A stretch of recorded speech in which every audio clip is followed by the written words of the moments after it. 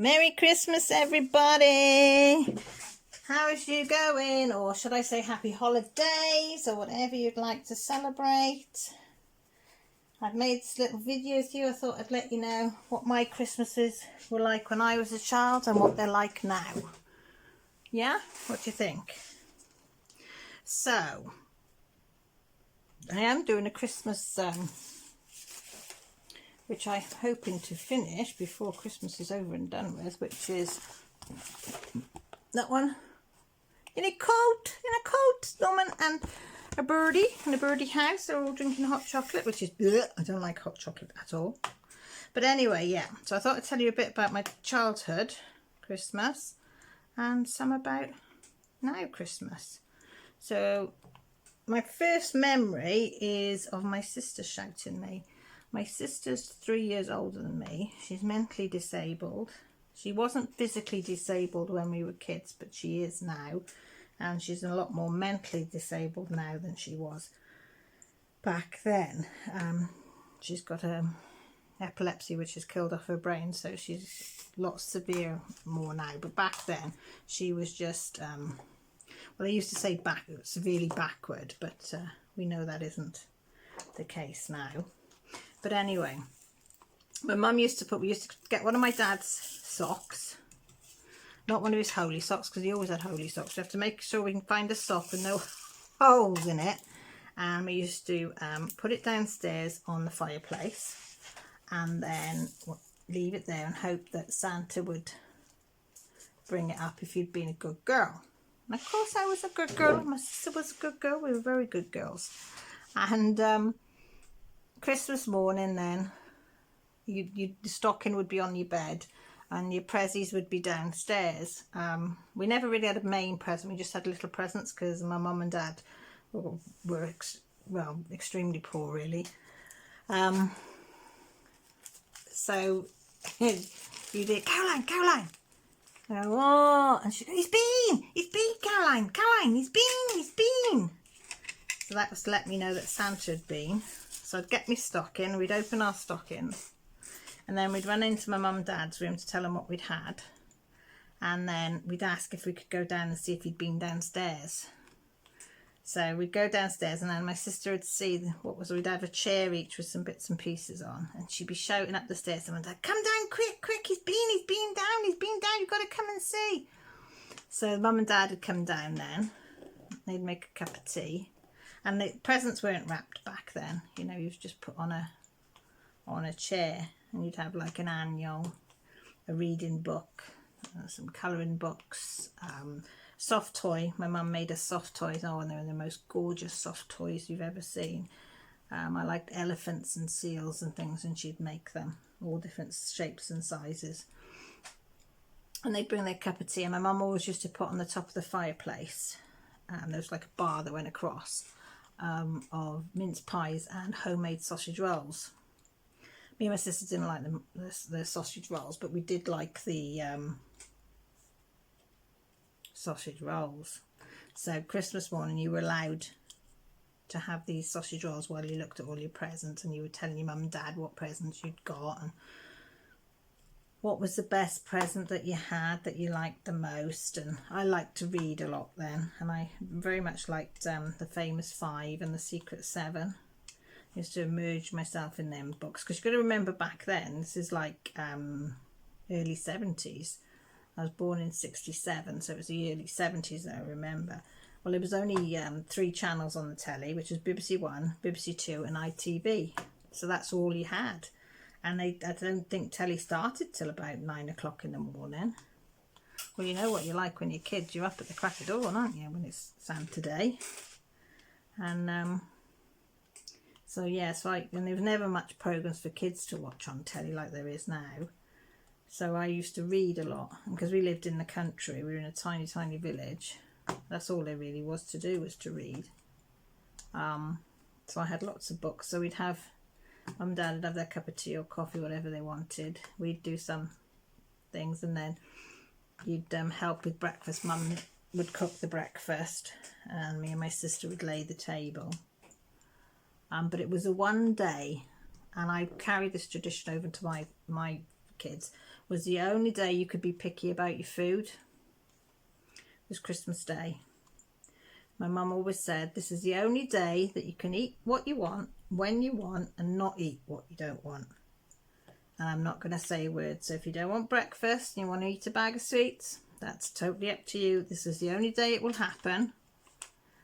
And do you know what? We never, you'd think we would have dived into our sweets and our chocolates and whatever. I think because my mum had given me the green light, we didn't really bother. Well, not that we had ever had a lot anyway.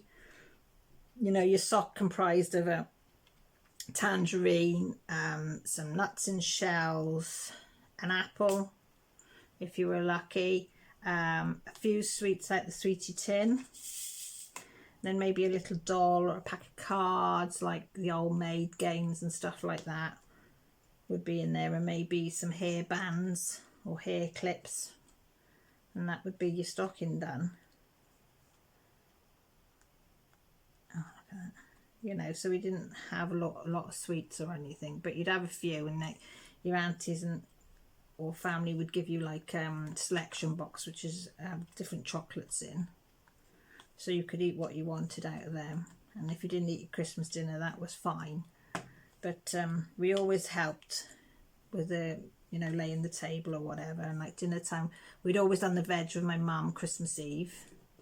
From earliest memory of me standing on a stool is helping my mum with the veg. God knows what the carrots would be chopped up like, but she didn't care. She just liked getting us involved in it all. So you'd be chopping it all up, and then you'd all think that you've all played a part in preparing the Christmas meal. And my granddad sometimes came after my nan died. He'd come and have Christmas with us, and he always used to have a little rum and black, Captain Morgan's rum, and some blackcurrant in it. And in the evening he'd let me have a little tiny bit, so I'd have a little shot of rum and black, and boy did I think I was a bee's knees. I don't think I could drink it now. I was like, no, I'm not keen on it. But yeah, that was my little thing off my granddad. I thought, oh, I did think I was a bee's knees. But we always had lovely Christmases. I mean, all my friends, you know, would have big presents and stuff, and you know, anything they asked for they got.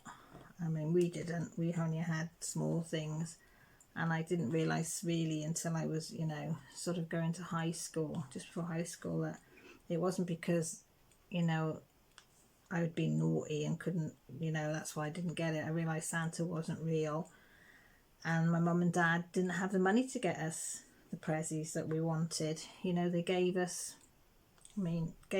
what they could, but you know, they made up for it for love. I mean, my mum and dad always showed us how much they loved us. You know, and if sometimes I had got the present that I really didn't like, I never ever told them, ever. I remember I wanted a piano once, electronic piano, and they got me this organ type of thing. It was on a stand. Oh, it was horrible. It was a horrible colour. It was red and grey colour. Horrible tone to it. It was a quarter the size of a keyboard. It had these buttons that you had to press, big chunky buttons. But I told them it was the best thing since sliced bread, and they still don't know to this day that I didn't like it, because I would not hurt their feelings at all, because I knew they'd used their hard-earned money to buy it, you know, and that's the only thing that they could, nearest thing they could get to it, so that's what they did.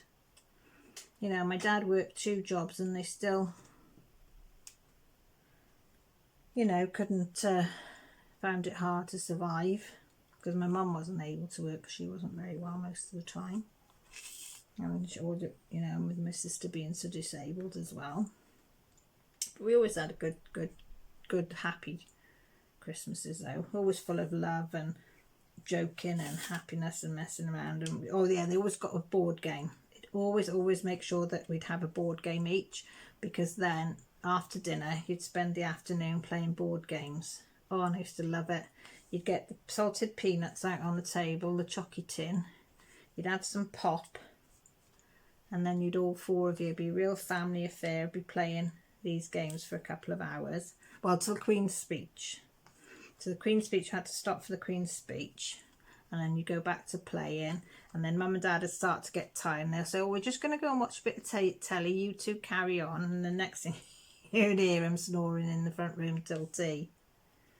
But they were always happy memories, you know, I can't complain. And I have tried to carry them on to my kids. You know, I tried to take the traditions, like our tree, for example. Our tree, a lot of my friends have got their trees all colour coordinated. Our tree has every colour bauble you can think of on it, every type, every shape. Animals, trees, hedgehogs, normal baubles, felt baubles, baubles made out of toilet rolls, because they remind us of something. Either because anywhere we go, if we see baubles, we buy one, or it's something the kids have made, or we've been to a school fete or to a show or something. Every bauble on our tree is a memory, whether we went off to a new city and found one, or a seaside and found one, or went to, or made them, or went to a school event and or a craft fair. You know, I didn't want to be limited to the colours that we used on the tree. And I got to admit, every year it gets better and better. I do love my tree because it's just full of colour from top to bottom. And the kids this year, the first year, they did the whole front room themselves. They decorated the tree, decorated the mantelpiece, and I've got 2 shelves in there, and they decorated them, bless them. And fair play, they did probably did a better job than me. Yeah, we make homemade sausage rolls, same as my mum. And we make homemade mince pies. I made some yesterday, like little pastry with mince. It's like a pudding mince, sultanas, raisins. What else has it got? Lemon, or is it lemon peel? Fruit peel anyway of some sort, in this juice and stuff, and it's really, really, really, really nice. So we make them. My sausage rolls, I love them. Oh my God. I sometimes use short crust pastry. Sometimes I use flaky pastry, depending what mood I'm in. And I got to admit, I cheat on the pastry. I have tried and tried and tried and tried to make pastry, but I'm absolutely pants at it. You couldn't get any worse pastry than what I make. I put it down to, you know, I'm just crap at it. I haven't even got an excuse because I'm just crap at it. So I buy my pastry ready-made. I have found somewhere now that there's a packet that it's mixed and you just add water to it. And I had a go at that this week, and that was all right, actually. So I get the pastry, but I get... I used to buy sausage meat on its own, but they put it so expensive at Christmas. So I've realised now that if I use just ordinary sausages and take the skin off, they're just as good. So I'll roll out my pastry, and then I put a layer of mustard, English mustard, or whatever flavour mustard you like, or Dijon, or whatever, depending whether you like it hot or not. Now the kids, they don't like it hot, so I have to use Dijon, and if it's for Grant and me, I'll put English. I'll usually do like 2 batches, a layer of that, and then I get make my own stuffing, bread, crumbs, some sage, some onions, Noxo cube, meat cube, whichever you've got. Mix all that up nice together, and then I put a very thin layer of that in the middle of the I cut the pastry to, yeah, probably about a little bit bigger than that, long strips, and in the middle I put the sausage meat. Don't know if you can see what I'm doing. Can you see what I'm doing now? So it'd be a bit bigger than that, the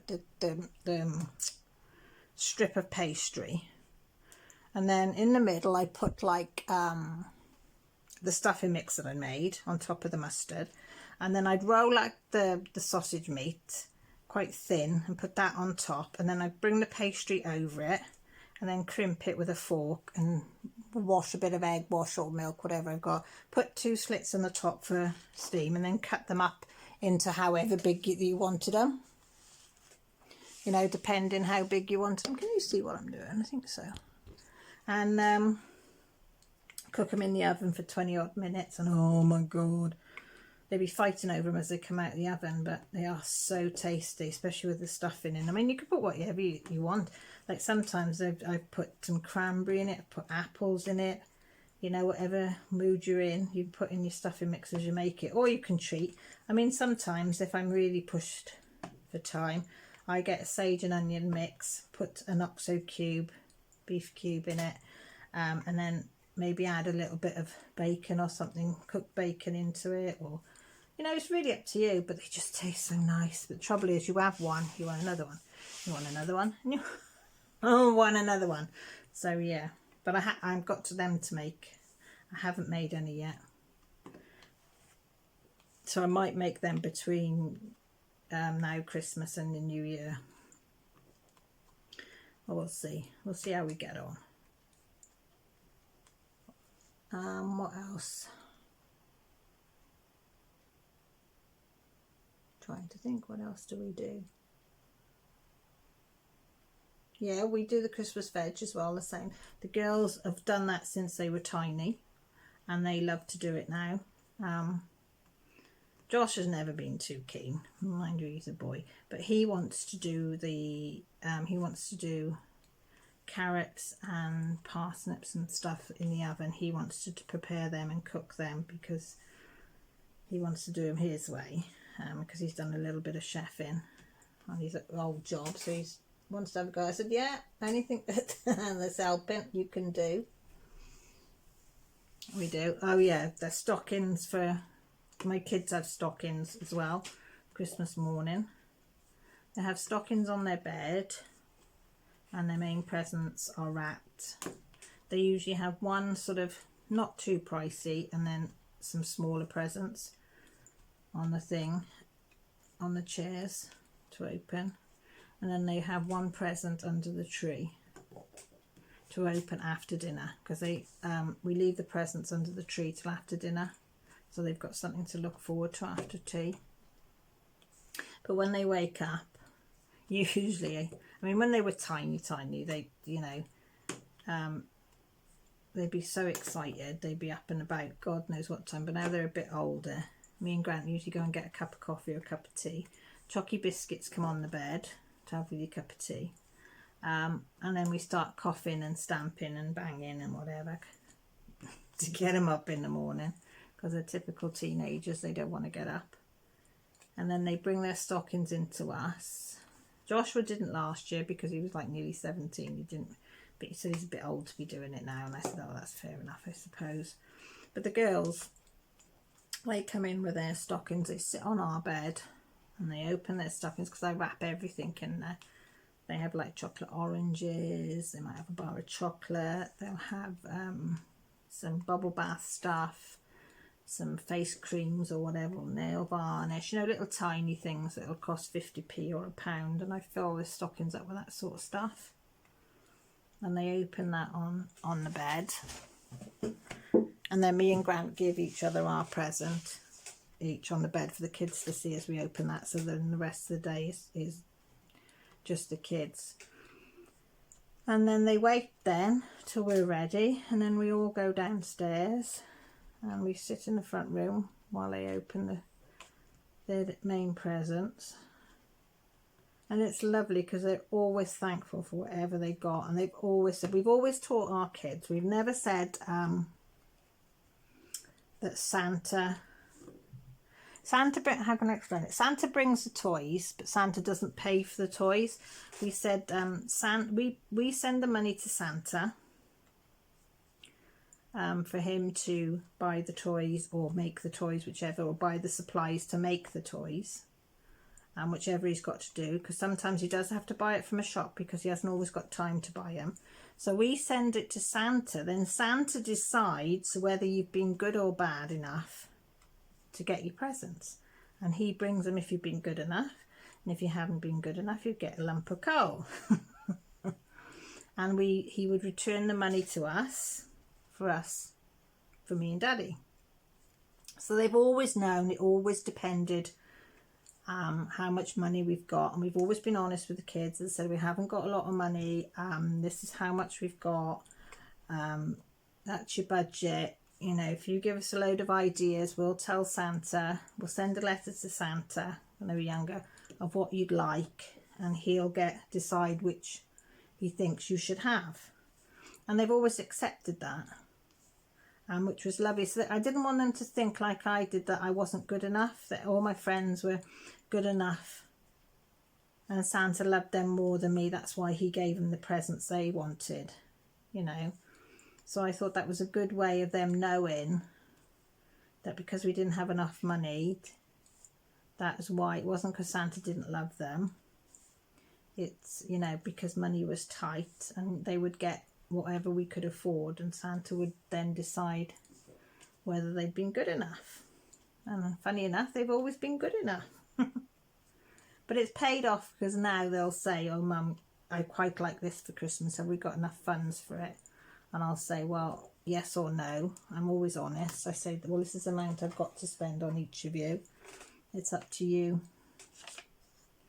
to decide. Where did that wonky one go? What you want to spend that money on. You know, then give me a list in ranking order of what you'd like, and we'll go from there.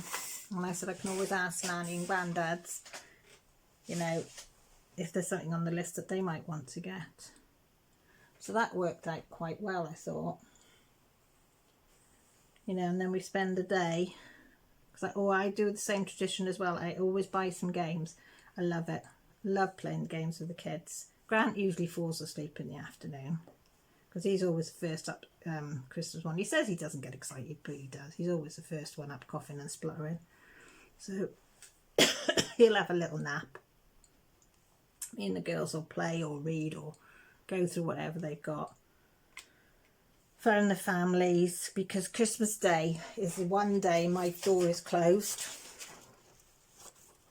I know it might sound a little bit mean, but because Grant's family's mum and dad split up and remarried, and they were like, one of them, set of them is just over an hour and 10 minutes away. The other one is 2.5, well, 3 hours away now. And we didn't want to drag the kids out on Christmas Day to see them. And we didn't have the room to put them up.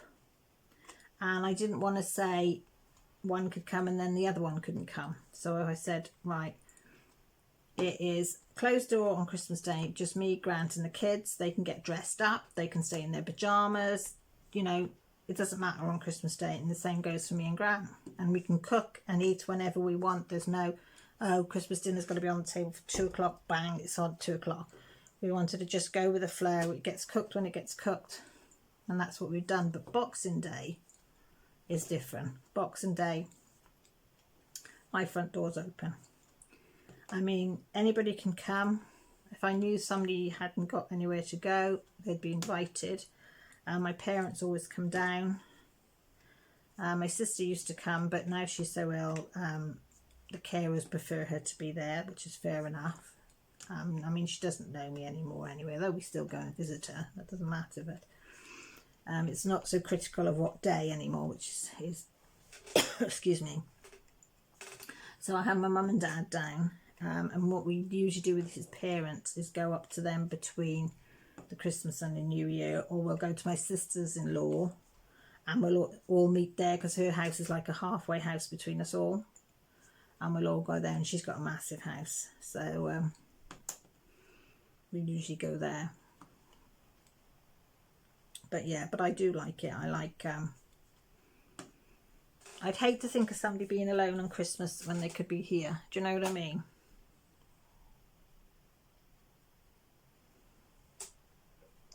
I saw a lady today, and her one daughter lives in America and her other daughter lives about 6 hours away.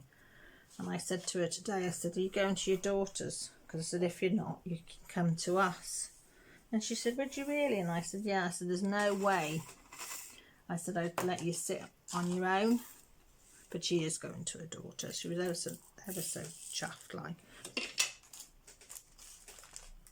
you know, because we all get lonely at times, and some people aren't lucky enough to have a family. That's another reason we're doing these, you know, in case any of you out there aren't able to get to your family for whatever reason, or whether you just like being on your own, but, you know, would like just to have a little chat with somebody.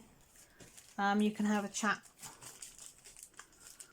on the chat bar, because I'm going to try and be in so I can chat to you all. I've said to the kids about it and they all think it's a great idea, and I've also said to Grant about it and he thinks it's a great idea.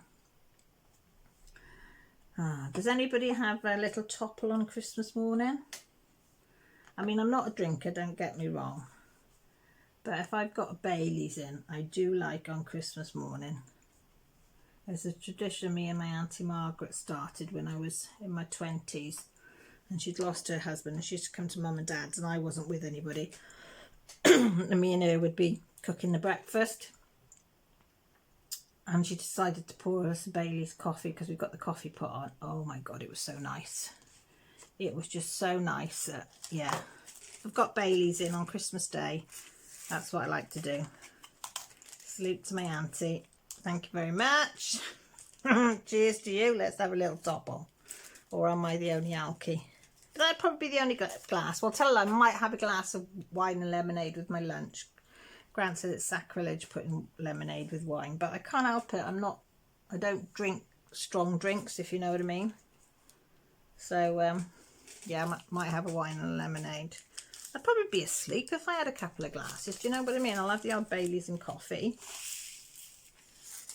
I mean, back when you're young, 20, you can drink, can't you? I think most people, you know, can put a few away when they're younger. You get to my age, 50, and it's like, oh my God, I used to do Friday, Saturday, Sunday out. Now I don't think I could even do a night out. By 9 o'clock, I want to come home.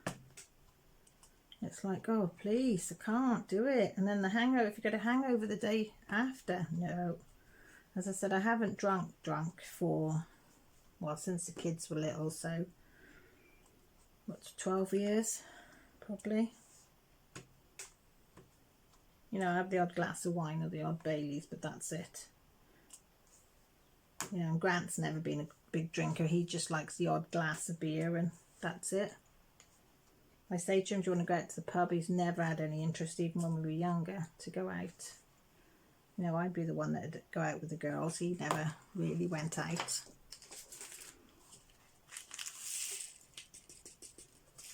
Coming along, this picture, isn't it? Oh, did I introduce my stone ones?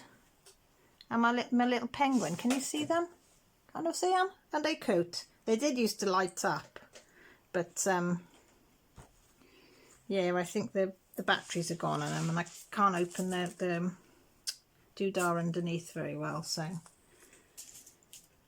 I got them out, and I keep trying to remind myself to ask Grant to, not tell him, ask him if he would do it for me, but I put them back on the shelf in the front room, and then I forget, and then when I remember, it's too late. Do you know what I mean? One of those things when you're in bed and you're thinking about things, and it's like, oh bugger, forgot to ask him. So yeah, if anybody wants to ask a question or have a chat in the chat, or wants to put a comment underneath, feel free. I'll always get back to you. Even on Christmas Day, I would get back to you if I see it. So don't worry about that.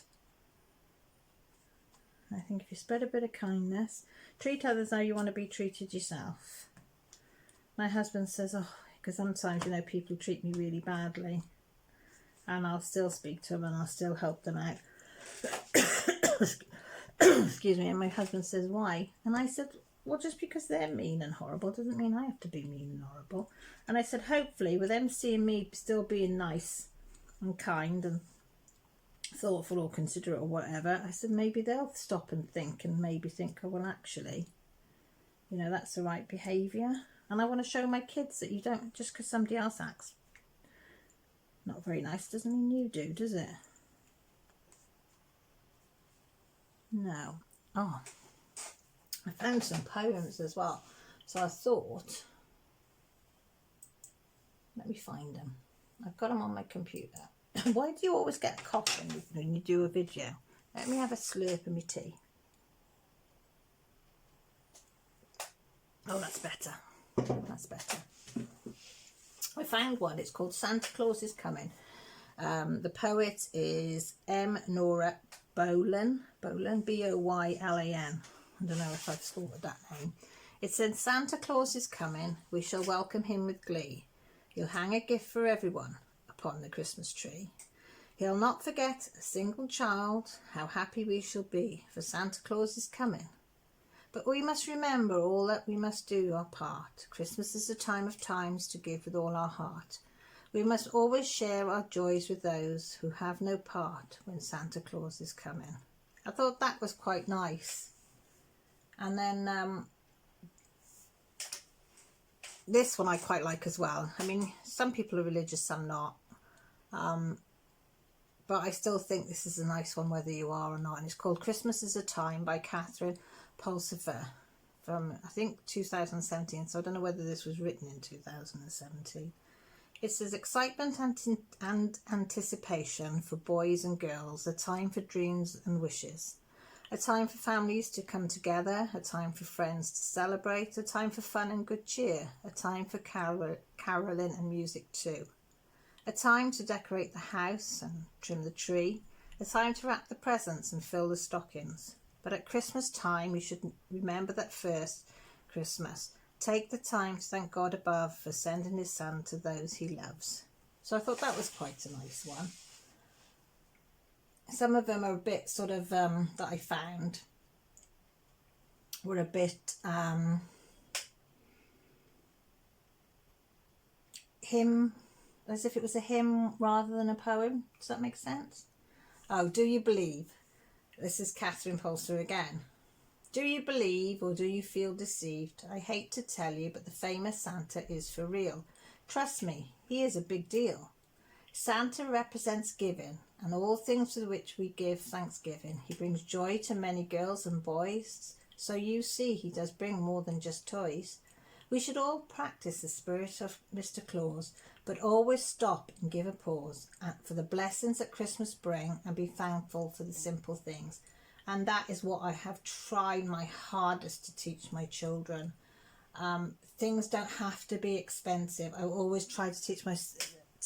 If they make me a card or a present or anything, that means more to me than if they'd spent £100 on something. Because I know they've spent the time and the effort and the love to produce this for me. That's the way I was brought up. That's the way I brought them up, and I'm hoping that they carry it on, because making something for somebody shows them that you care about them, I think. You know, I have had people turn their noses up at stuff when I've made something and given them to them, you know, but that's their problem, not mine. I made it with love, just because it wasn't shop bought. They didn't like it, but hey ho, everybody to their own. But I knew I'd given it with the love in my heart, so that's the main thing. Shall I see if I can find some more? A 20th century visit from a 21st century visit from Santa by Brooke Jones, published December 2010. 'Twas the night before Christmas, and all through the house not a creature was sleeping, not pet, child or spouse. The people were tossing and turning in beds, with visions of bills dancing round in their heads. Their wood chairs were stacked in the fireplace by threes. If it burns through the night, then the family won't freeze. Then out of the street they heard glass start to shatter. They jumped up in fright with their teeth all a-shatter. They peeked out their windows and under the stars, saw a red-suited fat man repossessing their cars. He tied each to his sled and fixed them with chains, then plopped in his seat and snapped with his reins. On Beamer, on Caddy, on Lexus and Ford, on Volvo or Pyrrhus, on Honda Accord. Then off he did fly like a lumbering float, but not before he texted this note. Beware, dear America, for you have not seen the light. You still think the good life is your natural birthright. Thanks to the internet access, this world's grown quite small. The windows are open where once there were walls. The earth may be round, but it's flattening fast, and those now in first place may soon be in last. Study science and maths, learn a skill that is new. If you don't, your job prospects are sure to be few. Your Santa's been outsourced. I'm a Bangalore gnome. Your bank has just emailed they're foreclosed on your home. And not long ago, your boss faxed to say you've just lost your job and your 401k. Then off in the distance we heard him opine, there are millions in Asia now standing in line. So Merry Christmas to all, and to all lots of luck. Take heed of my words or you'll surely be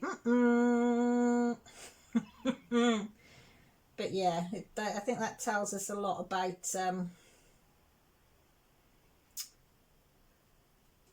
how we feel, isn't it? Not how we feel, how people are today. There's not commercialised, as my husband said. Everything's commercialised. Nothing is, like it used to be. And this one I quite like. If you've got a good friend, A Friend's Greeting by Edgar Guest. You have to excuse me if I stumble over words. I'm dyslexic, so sometimes I have to re-gear my head to try and get my head round it. I'd like to be the sort of friend that you have been to me. I'd like to be the help that you've been always glad to be. I'd like to mean as much to you each minute of the day as you have meant, old friend of mine, to me along the way. I'd like to do the big things and the splendid things for you, to brush the grey out of your skies and leave them only blue. I'd like to say the kindly things that I so oft have heard, and I feel that I could rouse your soul the way that mine you stirred. And I'd like to give back the joy that you have given me, yet that will your wish and your need I will hope will never be. I'd like to make you feel as rich as I am, who travel on undaunted in the darkest hours will you to lean upon. I'm wishing at this Christmas time that I could not repay a portion of the gladness that you strewn along the way. And could I only wish this year, this wish would be, I'd like to be the sort of friend that you have been to me. That poem I picked to say a big thank you to all you really out there. This last year, having you lot in my life was changed it. It's made me so much happier. I've met some wonderful, wonderful people that I thought I'd never meet. That never had the honour to call friends, and didn't want anything in response. Just wanted my friendship. So I like that one. So here's another one, The Hush of Christmas by Carl F. Verge. I hope you don't mind me reading poems, but I thought it was quite nice and something to listen to whatever you're doing. Have you observed this Christmas thing, and shoppers shop, and sleigh bells ring, and children wrapped in muffs and cuffs are trying out their newfound stuff? Have you observed how fast it comes, overtakes, invades our homes, how life takes on that quickened pace that makes each day another race? But have you noticed how the rush is stayed with times of holly rush, but nowhere ever seems to know from where they come or where they go? A pause upon a Christmas stage, a costume-bearded ancient sage points to a distant tinsel sky, and all at once the Christ is nigh. Or at a time when by the tree the children watch so eagerly, as shining bells are put in place, and wonder fills each tiny place. Or by the fire when children sleep, and parents whisper so to keep the stillness of the fading day as treasures in their hearts to stay. Or when amidst the candle light their choir begins, O holy night, and lives so filled with busyness and wafted to a quiet bliss. So as the season comes your way, for you and yours be humble pray, that in this time of Christmas rush you will find that holly hush. I just think they're so nice, aren't they? And this one is a poem thanking Mum for all she's done. Because I know don't get me wrong, dads, I know you all help as well, but this I think relates to mums, and mums all over the world will relate to this. This is by Mary Butto. For all of the presents you put under the tree, for all the times you picked up after me, for all of the times that you tucked me in tight and we stayed up to talk long into the night, for all of the days I was feeling so down and the times that you turned to a smile my frown, and the cookies you baked and the stockings you stuffed, for the cuts that you healed and the pillows you fluffed, for the time that you took off the training wheels, for the nights that you made me my favourite meals, for the years throughout elementary school, for knowing the right thing, it wasn't always that cool, for putting up with those pristine years, preteen years, for making it through all the laughs and the tears, for all of the days that you loved me so much, even during the times that I made it so tough, for all of the memories we have already shared, for the future for which we cannot be prepared, for being there for that 1-year-old boy, or girl I suppose, who sat in the house and sucked on his thumb, for working so hard at being his mum, and making that boy into the man I've become. Look back on all that we have been through, and look at me now, mum, how far I have come. For all of the times I'll never forget. Merry Christmas to you, mum. Here's to the memories we haven't had yet. And I think every single mum can relate to that little poem. Well, I think so. You know, well, maybe it's just me. This one as well. It's Little Christmas Tree by Amy Peterson. I just think this is a sweet one. The littlest Christmas tree lived in a meadow of green among a family of tall evergreens. He learned how to whisper the evergreen song with the slightest of wind that came gently along. He watched as the birds made a home out of twigs and couldn't wait till he too was big. For all of the trees offered a home, the maple, the pine and the oak, who's so strong. I hate being little, the little tree said. I can't even turn colours like the maple turns red. I can't help the animals like the mighty old oak. He shelters them all in his wide mighty cloak. The older tree said, why, little tree, you don't know the story of a mighty king from the land with no snow. Little tree questioned, a land with no snow? Yes, said old tree, a very old story for so long ago. A star appeared, giving great light over a manger. On a long winter's night, a baby was born, a king of all kings, and with him comes love over all things. He lived in a country all covered in sand, and laid down his life to save all of man. Little tree thought of the gift given by him. Then the big tree said with the happiest grin, we're not just trees, but a reminder of that day. This is a much bigger part of a role that we play. For on Christmas Eve, my life I lay down in exchange for a happier, loving ground. And as I stand dying, they'll adorn me in trim. This all will be done in memory of him. Along a warm fire with family and friends, in the sweet songs of Christmas, I'll find my great end. Then ever so gently he'll come down to me and take me to heaven, Jesus and me. So you see, little tree, we are not like the oak, who shelters all things beneath his great cloak, nor are we like the maple in fall, whose colour leaves many standing in awe. The gift that we give is ourselves, limb for limb, the greatest of honour in memory of him. The little tree bowed his head down and cried and thought of the king who'd willingly died. For that kind of gift can anyone give than to lay down your life when you wanted to live? A swelling of pride came over the tree. Can all of this happen just because of me? Can I really bring honour by adorning a home, by reminding mankind that he's never alone. With this thought, Little Tree began singing with glee, happy and proud to be a true Christmas tree.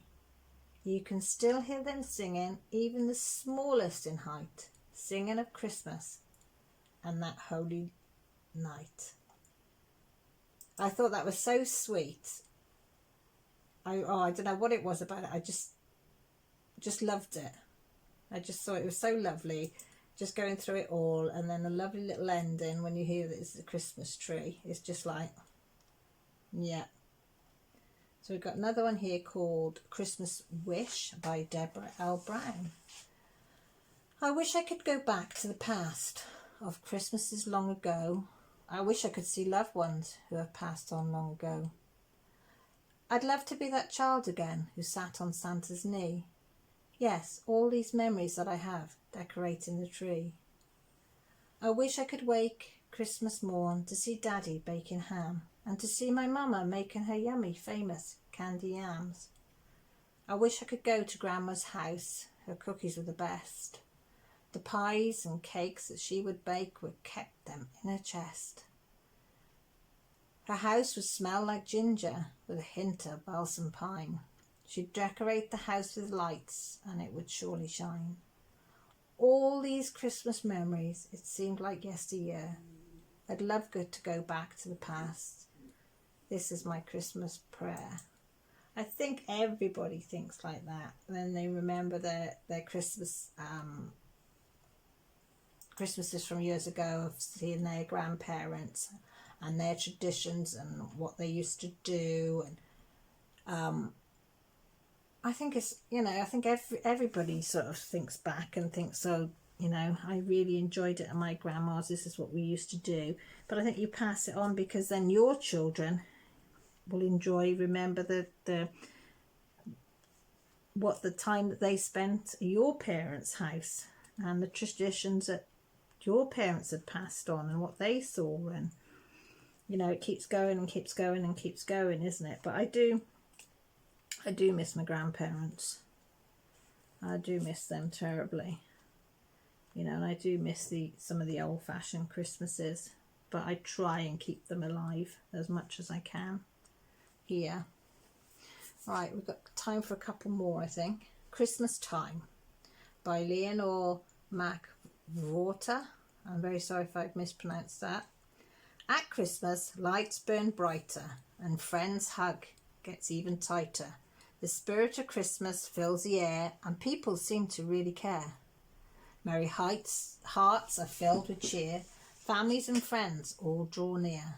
The streets around are all filled despite the cold winter chill. Everywhere there's smiling faces, giving and receiving warm embraces. And for a time sadness disappears. Peace, joy and hope replaces fear. All because God's love came down and filled the earth all around. So we celebrate at Christmas time our Saviour and Lord, Holy Divine. We honour Jesus throughout the year, so the Christmas spirit will linger near. For the story of his birth is ours to tell, that Jesus became our Emmanuel. I know some people, it's not their Christmas, they don't believe in it and whatever, but I do, and I've taught my my kids too as well, so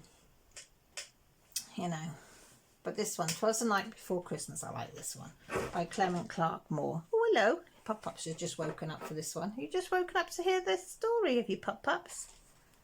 'Twas the night before Christmas, when all through the house not a creature was stirring, not even a mouse. The stockings were hung by the chimney with care, in hopes that St. Nicholas soon would be there. The children were nestled all snug in their beds, while visions of sugar plums danced in their heads, and Mama in her kerchief and mine in my cap had just settled our brains for a long winter's nap, when out on the lawn there arose such a clatter. I sprung from my bed to see what was the matter. Away to the window I flew like a flash, tore open the shutters and threw up the sash. The moon on the breast of the new fallen snow gave a lustre of midday to objects below, when what to my wondering eyes did appear but a miniature sleigh and 8 tiny reindeer, with a little old driver so lively and quick, I knew in a moment he must be St. Nick. More rapid than eagle, his coursers they came, and he whistled and shouted and called them by name. Now Dancer, now got that wrong. Now Dasher, now Dancer, now Prancer and Vixen, on Comet, on Cupid, on Donner and Blitzen, to the top of the porch, on top of the wall. Now dash away, dash away all. As leaves that would before the wild hurricane fly, where they meet with an obstacle, mount to the sky. So up to the house-top the coursers they flew, with the sleigh full of toys and St. Nicholas too. And then, in a twinkling, I heard on the roof the prancing and pawing of each little hoof, and as I drew my head and was turning around, down the chimney St. Nicholas came with a bound. He was dressed all in fur from head to his foot, and his clothes were tarnished with ash and soot. A bundle of toys he had flung on his back, and he looked like a peddler just opened his pack.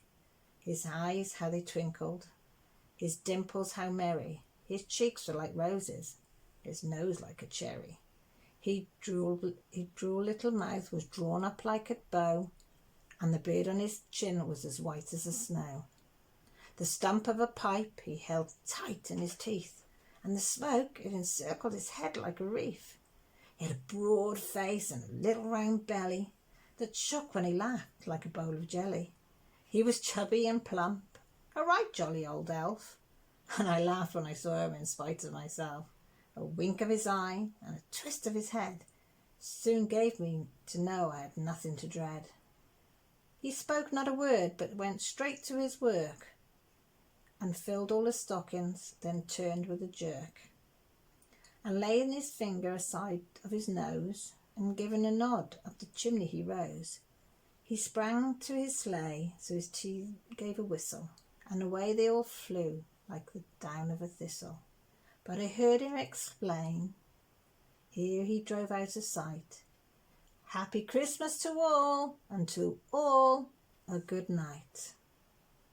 Isn't that beautiful? I don't think there's many people I know that haven't read that to their children as they've been growing up. Well, I know I have. I love Christmas stories. That's why I thought I'd do the Christmas story poems, because I just think they're lovely. This one's At Christmas by Edgar Guest. A man is at his finest towards the finish of the year. He is almost what he should be when the Christmas season is here. Then he's thinking more of others than he's thought the month before, and the laughter of his children is a joy worth toiling for. He is less a selfish creature than at any other time. When the Christmas spirit rules him, he comes close to the sublime. When it's Christmas, man is bigger and is better in his part. He is keener for the service that is prompted by the heart. All the petty thoughts and narrow seems to vanish for a while, and the true reward he's seeking is the glory of a smile. Then for others he is toiling, and somehow it seems to me that at Christmas he is almost what God wanted him to be. If I had to paint a picture of a man, I think I'd wait till he'd fought his selfish battles and had put aside his hate. I'd not catch him at his labours when his thoughts are all of pelf, on the long days and the dreary, when he's striving for himself. I'd not take him when he's sneering, when he's scornful or depressed, but I'd look at him at Christmas when he's shining at his best. Man is ever in a struggle and is often misunderstood. There are days the worst that's in him is the master of the good. But at Christmas kindness rules him, and he puts himself aside, and his petty hates are vanquished, and his heart is open wild. Oh, I don't know how to say it, but somehow it seems to me that a Christmas man is almost what God sent him here to be. I like that one because I think the man of the house, I know it's supposed to be equal, but a lot of the time the man in the house, he wants to provide for his family. He wants to do the best. He works all the hours that he can to provide and give the best that he can possibly get. And yes, they come home grumpy because they're tired. They haven't got the time with the children as they'd want because they're tired. but I don't know any man, or father I should say, at Christmas time. It's like a weight is lifted off them in that period, and they spend time with their partners or wives and their children, and it's the most jolliest time of year. And it's a time to praise them as well, to say thank you for what they've done throughout the year to make it possible that you've got a roof over your head, clothes on your back, and food in your belly. You know, and yes, I know some mums do that as well, and I appreciate, you know, it can go man or woman. This, I suppose, this could apply to. But I'm just grateful. I'm grateful to my husband to what he does. I'm grateful to my parents for what they did, their parents, and so forth and so forth. I think you should be content with what you have. We're never always going to have what everybody else has. It's not the way the world works. I think you're given what you can cope with. Well, I'd like to think that we're only given what we can cope with. You know, we all go through bad times. We all go through good times, but it's how you handle them. And I'm trying to think the positive. And I think Christmas is a positive time of year. It's a time for forgiving and forgetting, and to embrace each other and be thankful, and be kind. Remember the people out there. You know, somebody with a smile, a wave, a hello can mean the world to some people. So I told my kids this Christmas that's what we're going to do. We're going to be, when we're out and about, you smile, say hello to people. You know, generally be really friendly. I said, and you smile at somebody, they smile back at you, and then hopefully it'll spread, and then they'll smile at the next person, and so forth and so on. Bring a little bit of happiness, and if a smile can do that, so be it. I think so be it. So wherever you are in the world, I wish you a very, very, very Merry Christmas. I'm glad that you came along to watch my premiere. Is that how you say it? And I hope that you enjoyed the poems and listening about my childhood Christmases and my Christmases now. So I'll let you go now so you can go and have a wee, get yourself a cup of coffee or tea or whatever you want, and something to eat before the next person comes on. So love you all, take care, and I wish you all a very, very Merry Christmas. Goodbye for now.